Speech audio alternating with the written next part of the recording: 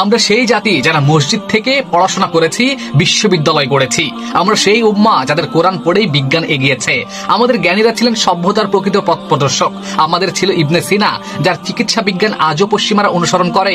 যখন ইউরোপ প্লেগে ধ্বংস হচ্ছিল, তখন ইবনে সিনার কানুন ভিত্তিক বই পশ্চিমাদের চিকিৎসা বিদ্যার ভিত্তি তৈরি করেছিল। আমাদের ছিল আল খাওয়ারিজমি, আল ফারাবি, যিনি গণিতের ভিত রচনা করেছেন। অ্যালগরিদম শব্দটি যার নাম থেকে এসেছে, যার আবিষ্কার ছাড়া কম্পিউটার আজকের যুগে সম্ভব হতো না। আমাদের ছিল আল বেরুনি, যিনি পৃথিবীর ব্যাসার্ধ মেপে দিয়েছিলেন। তিনি বহু আগেই পৃথিবী গোলাকার আকৃতির ব্যাখ্যা করেছিলেন। আমাদের ছিল ইবনে রুশদ, যার দর্শন পাশ্চাত্যের পুনর্জাগরণ ঘটিয়েছে, তাদেরকে অনেক কিছু দিয়েছে। পাশ্চাত্যের বহু দার্শনিক তার চিন্তা চেতনা থেকে জ্ঞান আহরণ করেছে।